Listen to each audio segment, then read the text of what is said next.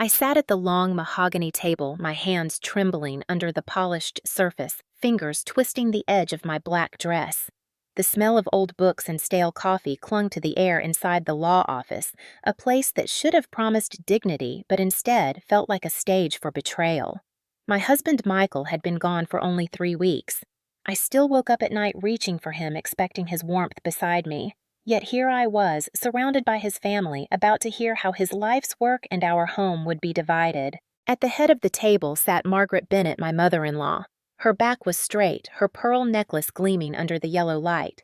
She had the poise of a queen presiding over her court, but her eyes carried no grief. She didn't look like a widow burying her only son. She looked like a predator circling prey. On her right side lounged Daniel and Victor Michael's older brothers. They whispered to each other, exchanging smirks, occasionally cutting their eyes toward me with thinly veiled contempt. I caught one of them mutter, "She'll be out soon enough." The lawyer cleared his throat, fumbling with the leather folder. "We're here to discuss the terms of Michael Bennett's estate." His voice faded for a moment under the pounding in my ears. Every word reminded me of Michael's absence of the car crash that had ripped him from me too soon. Margaret leaned closer, her perfume a suffocating cloud of roses and alcohol. She pressed her manicured hand on my wrist, squeezing hard enough to sting. Her lips curled into a smile colder than winter rain. "Now, girl," she whispered so low only I could hear. "It's my turn." The words sliced through me. My throat went dry. The others might have assumed she was offering comfort, but the menace in her voice was unmistakable. She wasn't mourning her son. She was claiming his legacy, and in her eyes I was just an obstacle to bulldoze. I tried to pull my wrist away, but she tightened her grip before finally releasing me, turning her gaze back to the lawyer as if nothing had happened. The room spun with murmurs and rustling papers, but all I heard was that one word echoing in my head. "Now." I looked around the table. Not a single ally, not even a glance of sympathy.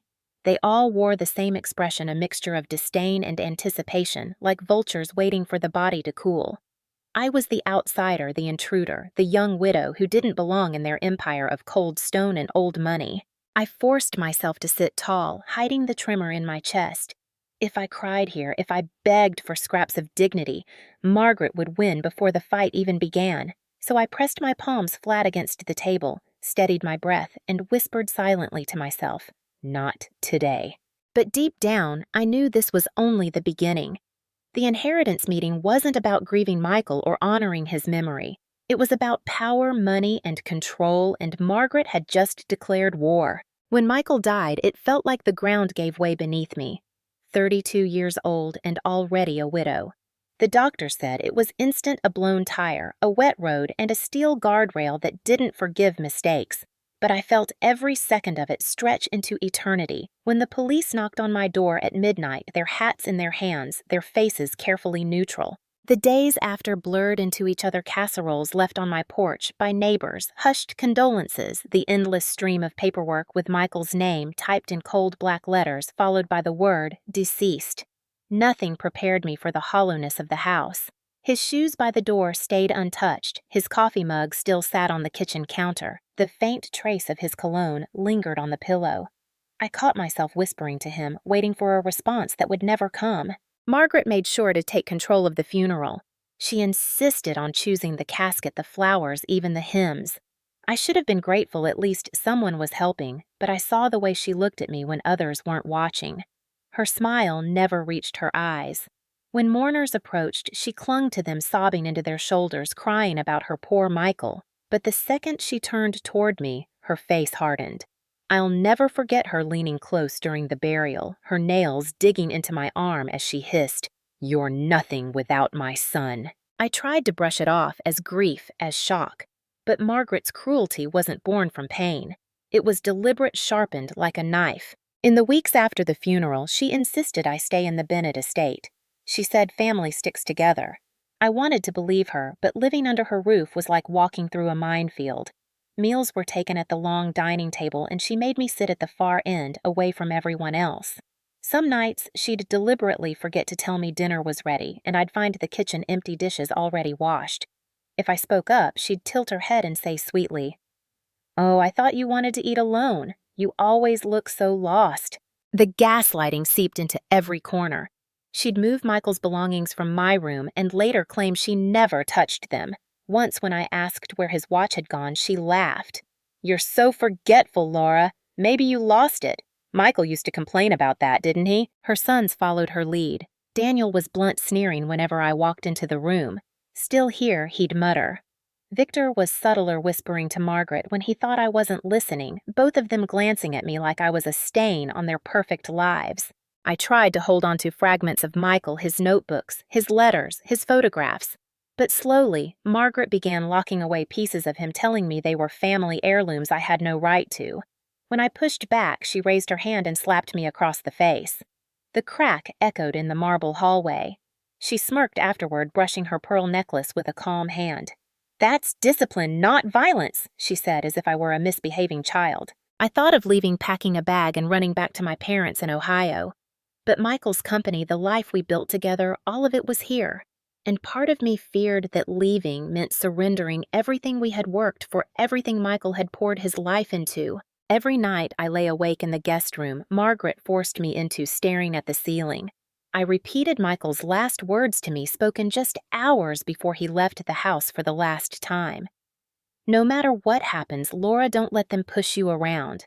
At the time, it had seemed like a casual reassurance, but now it felt like a warning.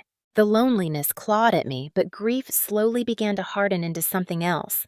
Margaret thought I was broken, that I would crumble under her control. But with every cruel word, every act of humiliation, she was lighting a fire inside me. I began to see her for what she truly was. Not a grieving mother, not a protector of family, but a woman drunk on power, willing to destroy anyone who stood in her way. And I realized something else: if I wanted to survive in the Bennett world, I couldn't just endure. I had to fight. The first cracks in Margaret's mask showed just a week after the funeral. I was sitting at the kitchen table staring at the stack of bills Michael had left behind. Margaret swept into the room, her heels clicking against the marble floor. She placed a folder in front of me with a sharp thud. "These are the company's financial documents," she said. "Michael always intended for me to manage them. You don't have the experience. Sign these papers and I'll take care of everything." I flipped through the pages, my eyes scanning phrases like transfer of authority and executive rights.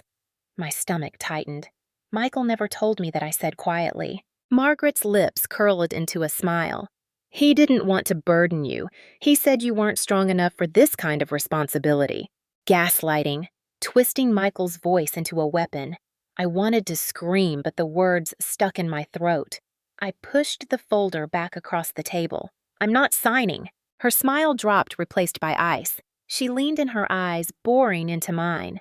"Careful, Laura. Don't mistake grief for strength." That night at dinner, Margaret escalated the attack. Daniel and Victor sat on either side of her, their forks clinking against the china. Halfway through the meal, Margaret placed her wine glass down and announced, "We've decided. The Bennett Company will be managed by family council from now on. Of course, that excludes you." Victor smirked. "It's nothing personal, you just don't belong here." I felt the sting of humiliation as the servants lowered their eyes, pretending not to hear. I clenched my napkin until it tore in my hands.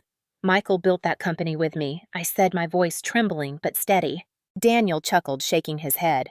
"Michael carried you, Laura. You were just decoration." Laughter rippled around the table. My chest burned with rage. Margaret watched me.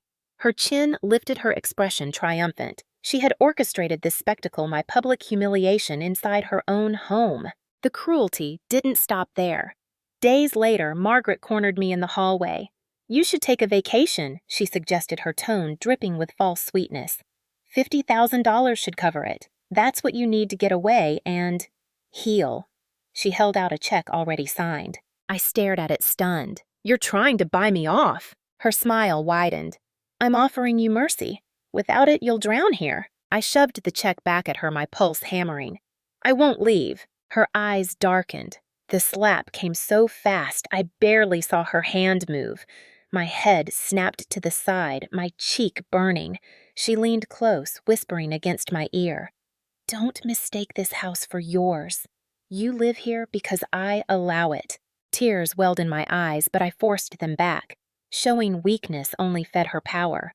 I stood tall, meeting her gaze. Michael wanted me here. This was our home. For a moment, I thought she might strike me again. Instead, she smirked and walked away, her heels echoing like gunshots down the corridor. Later that week, I found myself locked out of the study. Michael's office, once filled with our late-night brainstorming sessions and laughter, had become forbidden territory.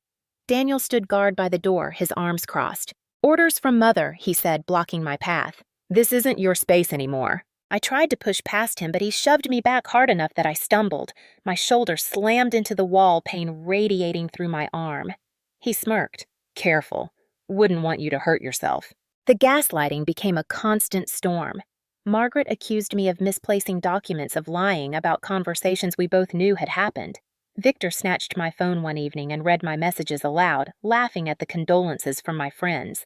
"You really like playing the grieving widow, don't you?" he sneered.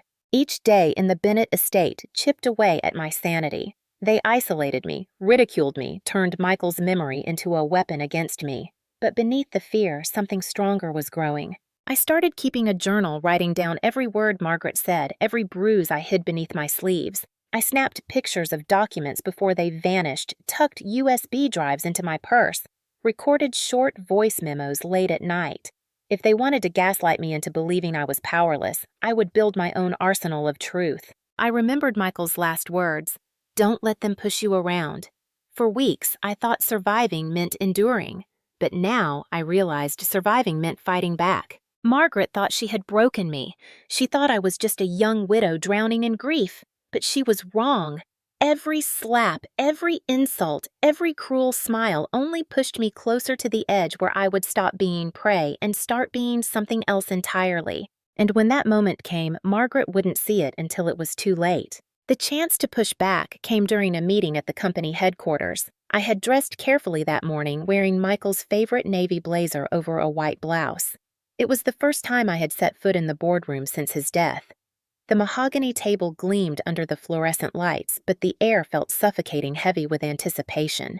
Margaret sat at the head, her pearls gleaming as usual, Daniel and Victor flanking her like bodyguards. The other board members whispered among themselves, their eyes flicking toward me with curiosity. I knew what they were thinking. What was the young widow doing here? I rose when the agenda shifted to the question of leadership. My voice trembled at first, but grew steadier as I spoke. Michael built this company with me. I was there through every late-night strategy session, every deal he negotiated. I know how this business runs. I intend to continue his work. A few gasps rippled through the room. For a brief moment, I felt Michael's presence, his hand on my shoulder, urging me to keep going. But Margaret's laughter shattered it. A sharp, cutting sound that silenced the room. She leaned back in her chair, her smile dripping with disdain. "Listen to her," she said, gesturing at me with a dismissive wave. "The girl thinks she can run Bennett Industries because she sat in the room while Michael worked." Victor chuckled, shaking his head. "She probably thinks making coffee counts as business experience." Laughter spread around the table. My cheeks burned, but I forced myself to keep standing. I'm not a secretary. Michael trusted me with decisions, and I can prove it. Daniel leaned forward, his elbows on the table, his voice loud enough for everyone to hear.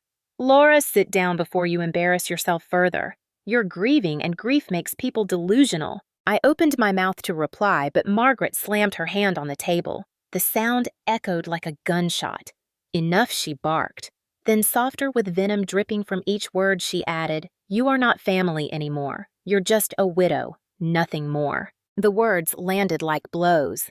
Around me, some board members averted their eyes. Others smirked, enjoying the spectacle. No one spoke up for me. No one defended me. I sank back into my chair, my throat tight with unshed tears. My hands trembled in my lap, nails digging into my palms until they left crescents in the skin. Margaret smoothed her pearls and nodded toward the lawyer present at the meeting. "Let the record show that Laura Bennett has no standing in these proceedings." It was public humiliation, orchestrated and merciless. And as I sat there staring at the polished wood of the table, a truth settled in my chest. They would never allow me a place at that table. They would never recognize my worth. But humiliation has a way of transforming into resolve. My heart pounded not with fear, but with fury. If they thought they could silence me, they were mistaken. I lowered my eyes, hiding the spark that flickered behind them. They thought I was defeated. They thought the laughter had broken me. but they couldn't see what was growing inside me, a fire stronger than their scorn. The confrontation may have ended with me sitting down, but in that moment, I made a vow I would not stay down for long. The night after the humiliating boardroom meeting, I wandered the Bennett estate like a ghost. The corridors stretched long and cold, lined with portraits of ancestors who stared down at me as if I were trespassing. My cheek still burned from Margaret's earlier slap, though it had faded into a dull ache. The humiliation from the laughter in that boardroom was worse than any bruise. I slipped into Michael's old study, though Margaret had forbidden me from entering. The door creaked softly as I pushed it open, praying Daniel wasn't standing guard tonight. Dust gathered on the bookshelves, and the faint smell of Michael's cologne lingered like a memory. My chest tightened as I traced my fingers along the desk where he had spent countless nights drafting business plans. I needed something, anything, to remind me I wasn't crazy, that I hadn't imagined the life Michael and I had built together. I started with the desk drawers. Most were empty, cleared out in Margaret's crusade to erase me. But as I knelt to check the bottom drawer, my hand brushed against something loose. A panel shifted under my touch. Heart pounding, I pried it open.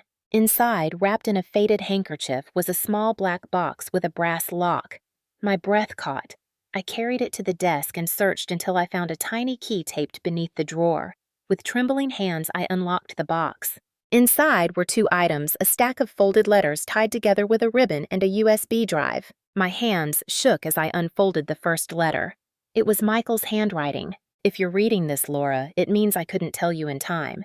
There are things about this family you don't know. Mother has been stealing from the company for years. Offshore accounts, hidden transfers. I tried to stop her, but she's too powerful alone. I didn't want to burden you with this, but I fear she won't stop until she controls everything. If something happens to me, look deeper. Don't trust her. Find David. Tears blurred the ink as I read his words again and again. He had known. He had seen what Margaret truly was, and he had left me the tools to fight back. I sifted through the other letters, some addressed to me, others just notes of suspicion Michael had scribbled. One described late-night phone calls he overheard Margaret whispering about shifting funds and keeping the board quiet. Another detailed unexplained withdrawals of hundreds of thousands of dollars. Finally, I turned to the USB. My hands trembled as I plugged it into my laptop upstairs. A folder opened revealing dozens of files, spreadsheets, bank statements, transaction histories. Offshore accounts in the Cayman Islands. Wire transfers in Margaret's name with Daniel and Victor listed as secondary signatories. Over $3 million had bled from Bennett Industries into accounts they controlled. My chest tightened with a mix of grief and fury. Michael had been right. Margaret wasn't just cruel, she was a criminal. I leaned back in my chair, my heart pounding. The room felt smaller, the walls closing in. For the first time since Michael's death, I didn't feel powerless. I had something they didn't know I had. Proof.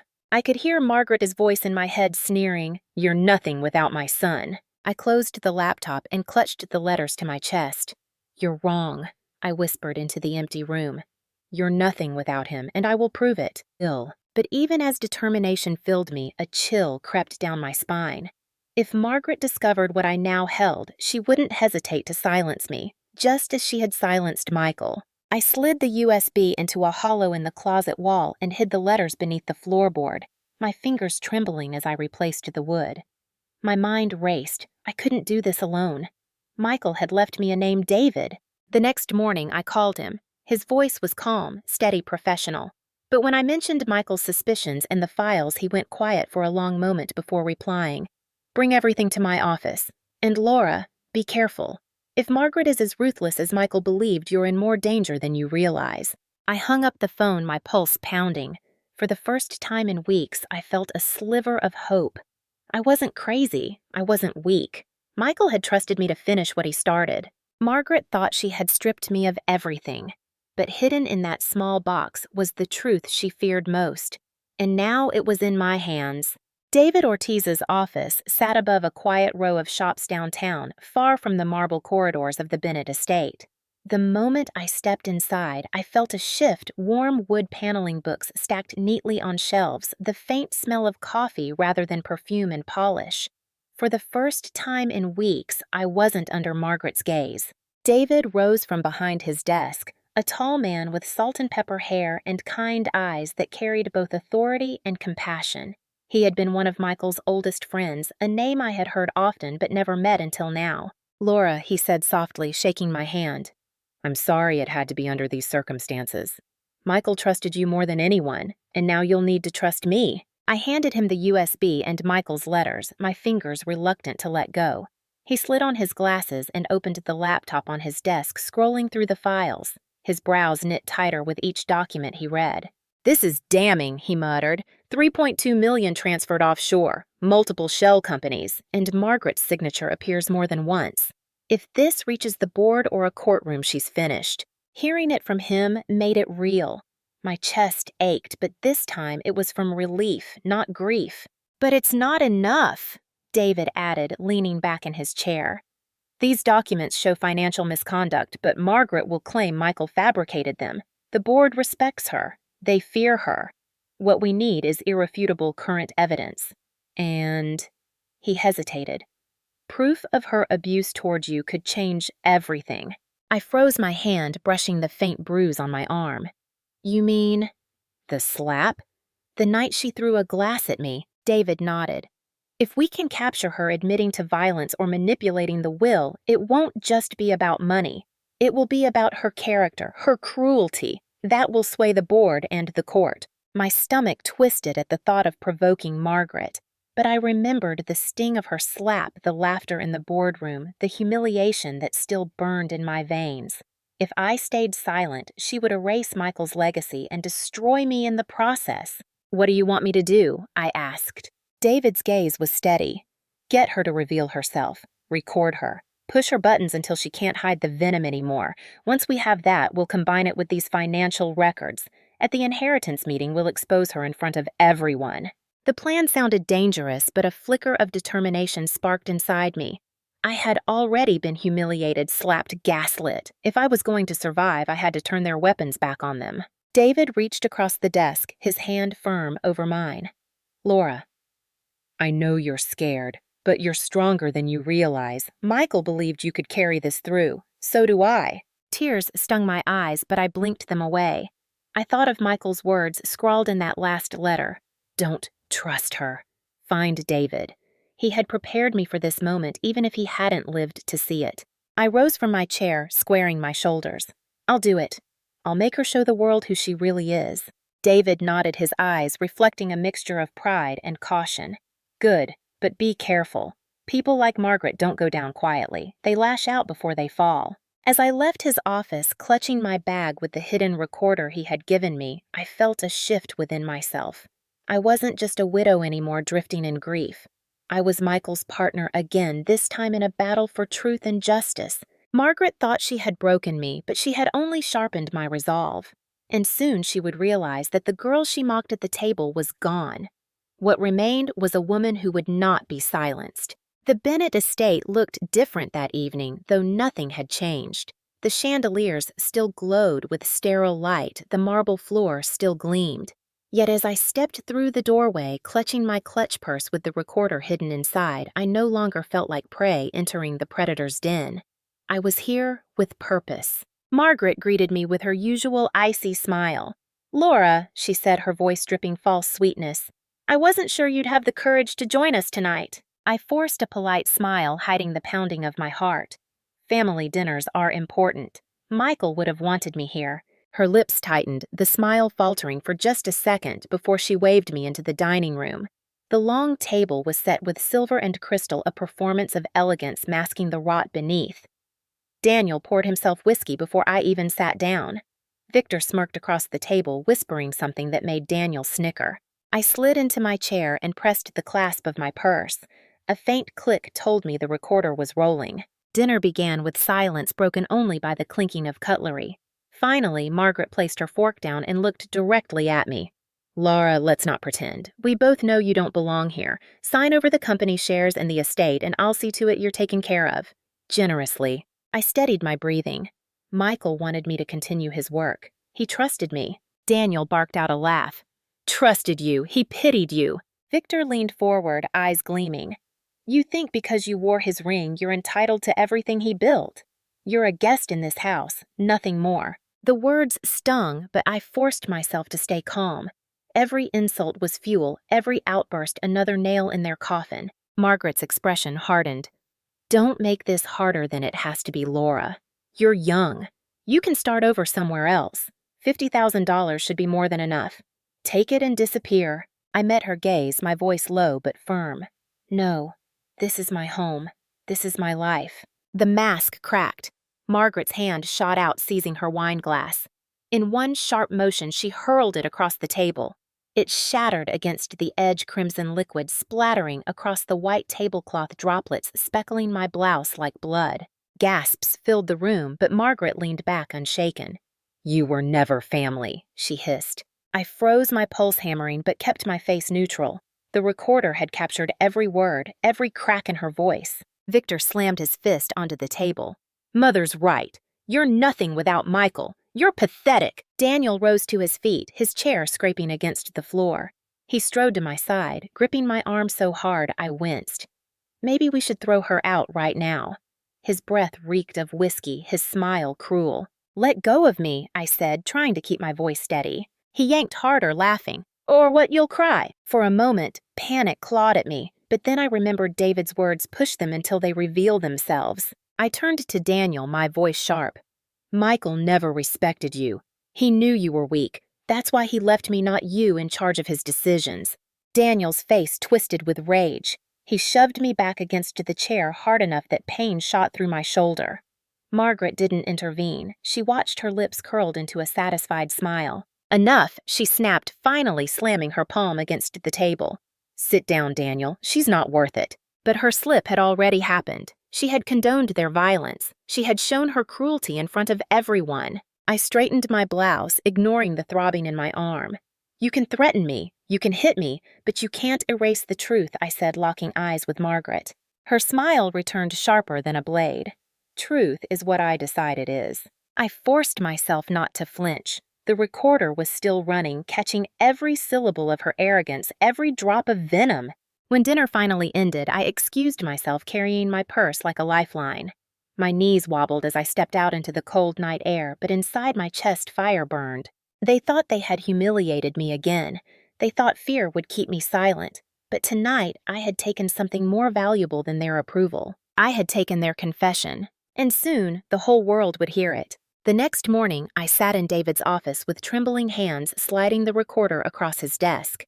My blouse still bore a faint stain from the wine Margaret had thrown, a crimson reminder of last night's cruelty. David plugged in the device, his expression neutral as the playback began.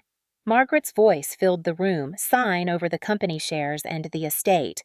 "You were never family. Truth is what I decide it is." Then came Daniel's sneering threats, Victor's insults, the sound of a glass shattering, and Margaret's chilling silence as her sons laid hands on me. David stopped the recording, leaning back in his chair. His jaw tightened. "This is it. This is exactly what we needed." I exhaled shakily. "Will it hold up?" He nodded. Combined with the financial documents Michael left, it paints a complete picture: embezzlement, abuse, coercion. Margaret won't be able to spin this as grief. It's systemic corruption and violence. He pulled up the files from the USB again, scrolling through spreadsheets of wire transfers. 3.2 million siphoned into offshore account signatures from Margaret, Daniel, and Victor.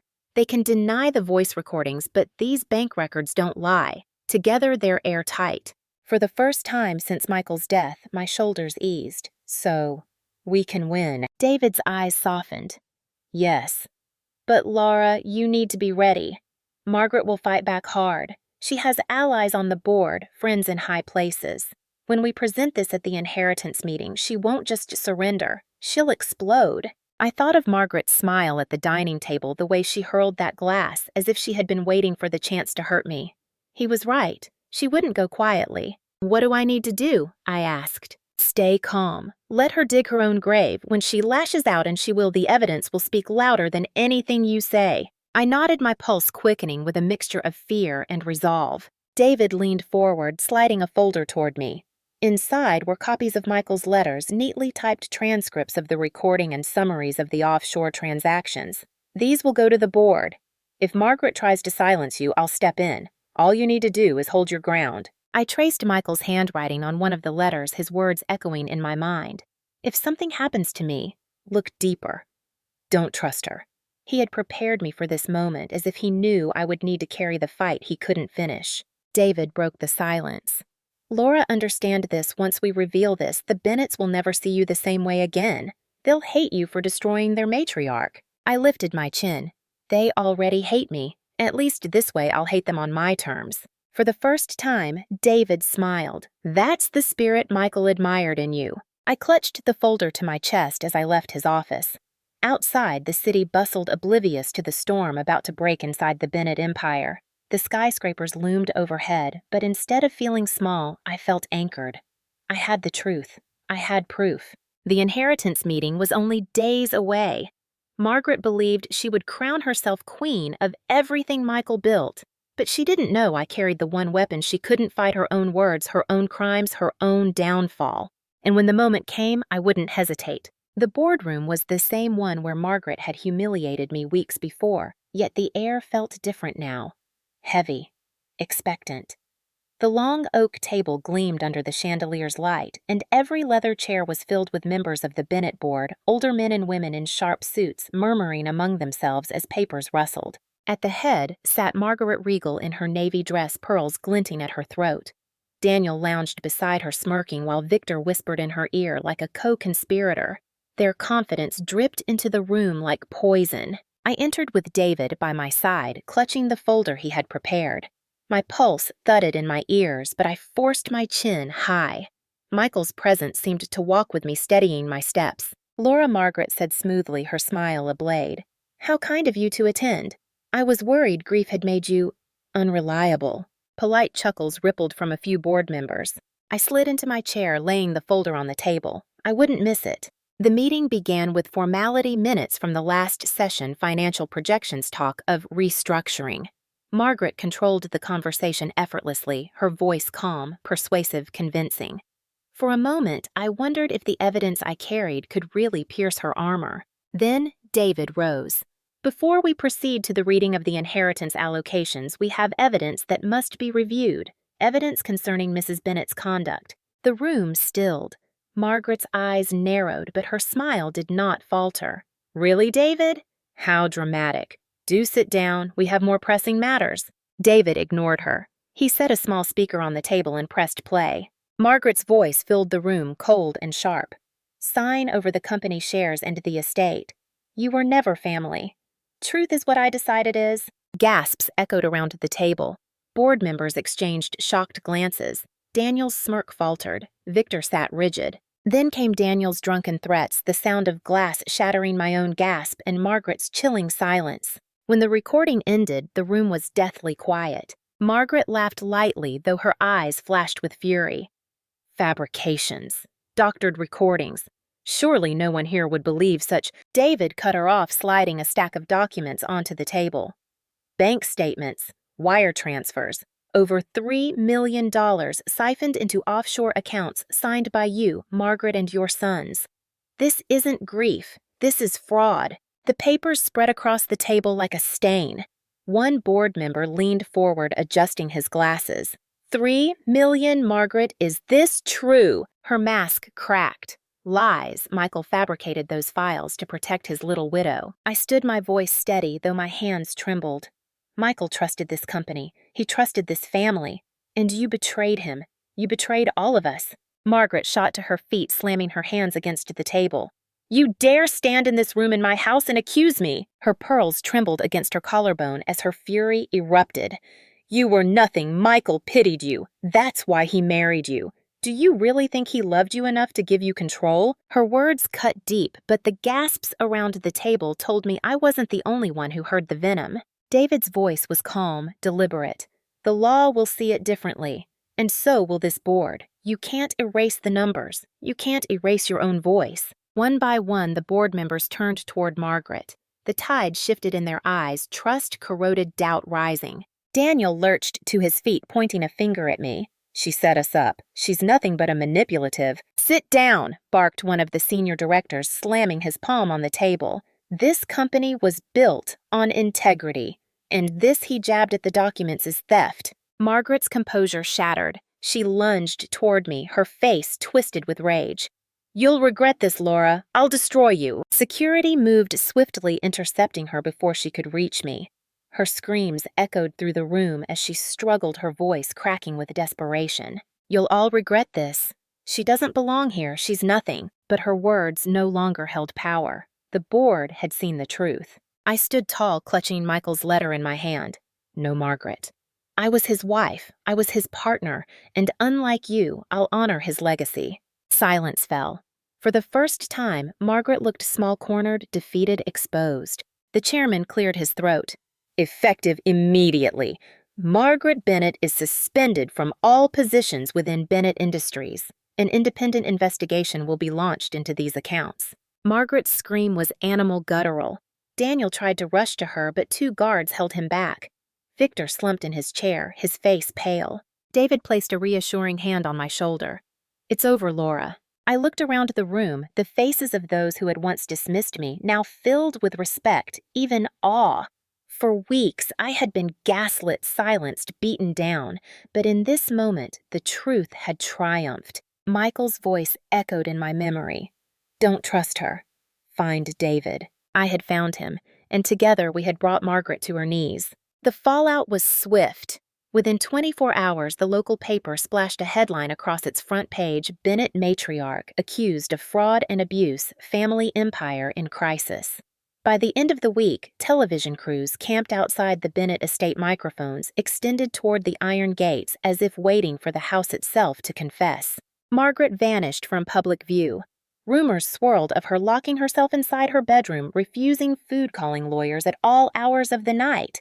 But even her most loyal allies on the board had begun to distance themselves, unwilling to sync with her. Daniel fared no better. The recording of his threats spread online after a whistleblower leaked it, and suddenly the image of the charming eldest son collapsed.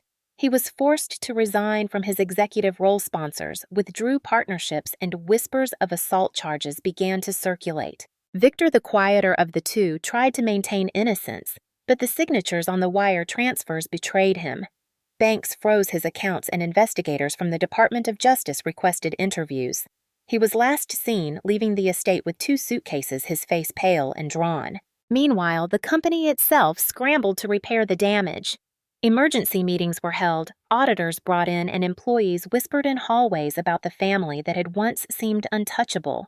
Stock prices dipped, then stabilized once the chairman announced an independent review led by outside counsel David's firm. For me, the days blurred together, filled with interviews with investigators and long nights reviewing documents.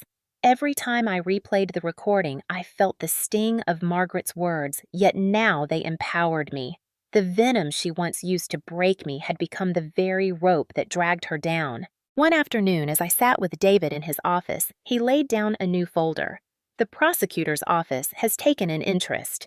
With the embezzlement evidence and the threats on tape, they're pursuing charges of fraud, money laundering, and domestic abuse. I blinked. So she could go to prison? David nodded. For years. The thought of Margaret behind bars, stripped of her pearls and power, should have filled me with satisfaction. Yet what I felt most was release. The weight she had pressed onto my shoulders was lifting piece by piece. Community reaction surprised me most. Neighbors I barely knew stopped me in grocery aisles whispering, "Good for you, Laura." It's about time someone stood up to her. Former employees reached out with stories of their own unpaid overtime intimidation contracts rewritten under pressure. Margaret's empire of fear had been larger than I realized. At night, I would sit by the window with Michael's letters, reading his words until sleep claimed me. I wished he were here to see justice unfold, but in a way he was. Every step forward felt like walking the path he had cleared for me with his warnings, his trust, his faith. A month later, the estate that had once felt like a fortress of cruelty stood quiet. Shutters closed, its grandeur tarnished. Reporters no longer camped at the gate. Margaret awaited trial. Daniel faced civil suits, and Victor's whereabouts remained uncertain. And me. I walked out of David's office one crisp morning with papers in hand, documents confirming my rightful control of Michael's shares and the estate. I paused on the steps, the autumn wind cool against my skin. For the first time since his death, I felt free. Winter sunlight spilled across the Bennett estate as movers carried out boxes of Margaret's belongings. The house, once suffocating with her presence, now felt open-breathable. For weeks I had wandered its halls in silence, the echo of Michael's laughter still lingering, but today was different. Today, I chose to make it mine. I walked into Michael's study, the same room where I had discovered the black box of secrets. The shelves, once lined with ledgers and contracts, now held framed photographs of him at charity events with employees with me. It felt less like a war room and more like a shrine to the man who had trusted me with his legacy. David arrived that afternoon with a stack of papers. "Everything is finalized," he said. "The company recognizes your ownership. You're not just the widow anymore, Laura. You're the head of Bennett Industries." The words settled over me like a mantle, heavy but fitting. For so long, Margaret had called me weak, unworthy. But now, the proof was undeniable. I had survived her schemes and inherited not just the assets, but the responsibility. Yet, I didn't want power for its own sake. That night, sitting by the fire, I pulled out Michael's last letter, the one I had nearly memorized. "If something happens to me, use what we built to make a difference. Promise me you won't let them poison it." I thought about the women who had reached out to me after the scandal broke wives, daughters, employees, who had endured abuse in silence. Their stories echoed mind manipulation, coercion, violence hidden behind closed doors. The idea came quietly, but once it took root, it wouldn't leave. I called David the next morning. "I want to create a foundation," I said. "Not just in Michael's name, ours. A place for women who've been silenced. Legal aid, housing counseling. Something real." He studied me for a long moment, then nodded. That's exactly what he would have wanted. And so the Bennett Breakthrough Foundation was born. The first few weeks were chaos: phone calls, meetings, endless paperwork. But it was the good kind of chaos, purposeful. I converted one wing of the estate into office space, filling it not with lawyers and accountants, but with social workers, counselors, and volunteers. The laughter of strangers slowly replaced the echoes of Margaret's venom. The first woman who walked through our doors was named Angela. Her husband had controlled every dollar she earned, every choice she made. She cried as she told me her story, and I held her hands, whispering, "You're not alone. You're safe here." In that moment, I realized the foundation wasn't just about honoring Michael. It was about honoring the version of myself I had almost lost, the woman Margaret had tried to crush. By spring, word had spread. Donations poured in, not from pity, but from respect. The scandal that had once threatened to destroy me became the very fuel that built something enduring. Local papers no longer described me as the widow of Michael Bennett, but as the woman rebuilding Bennett Industries into a force for good. One evening, standing before a small crowd at our ribbon-cutting ceremony, I felt the weight of eyes on me. Survivors, allies, employees, all waiting for me to speak. I took a deep breath. For too long, the Bennett name was tied to greed and cruelty. But today, we redefine it. Today, Bennett stands for truth, for justice, for second chances. This isn't just my fight, it's ours. Applause rose warm and steady, wrapping around me like armor. For the first time, I didn't feel like a widow clinging to memories. I felt like a leader, a survivor, a builder of something new. As the crowd dispersed, I glanced at the sky streaked with pink and gold. "We did it, Michael," I whispered. "We turned their betrayal into our victory." And for the first time in months, I truly believed it. Spring melted into summer, and the Bennett estate no longer felt like a prison. The halls that once echoed with Margaret's commands now carried the sound of children laughing during weekend workshops, the shuffle of volunteers, the steady hum of a place alive with purpose. One afternoon, I wandered into the garden where Michael and I used to sit. The roses were in bloom, their fragrance heavy in the air. For months, I had avoided this spot, afraid the memories would cut too deep. But now, standing among the blossoms, I felt something I hadn't in a long time: peace. The trial against Margaret was underway downtown, but I hadn't attended the hearings. I didn't need to. The prosecutors had everything: the offshore accounts, the recordings, the testimonies of employees. Justice no longer required my presence. It would unfold with or without me. Instead, I poured my energy into the foundation. Angela, our first client, now volunteered at the front desk. Other women, once voiceless, now led workshops in self-defense, financial literacy, and healing. Each story reminded me that betrayal could be a beginning, not just an ending. One evening, as I locked the office, David joined me on the front steps. "You've done it, Laura," he said. "You've turned their cruelty into something lasting." I smiled. "It doesn't erase what they did, but it means their story isn't the only one tied to this name. He nodded. Michael would be proud. I looked up at the windows glowing against the twilight, imagining Michael standing there with his familiar half-smile. My throat tightened, but the tears that came were not of grief, they were of gratitude. The community began to see me differently, not as the woman who had been betrayed, but as someone who had built something stronger from the wreckage. Invitations arrived for speaking events, panels, and fundraisers. At first, I hesitated, nervous to tell my story aloud. But then I remembered the silence Margaret had tried to force on me. Speaking became my revenge. At a local university auditorium, I told a packed room family isn't always defined by blood. Sometimes family is the people who stand beside you when the truth burns everything else away.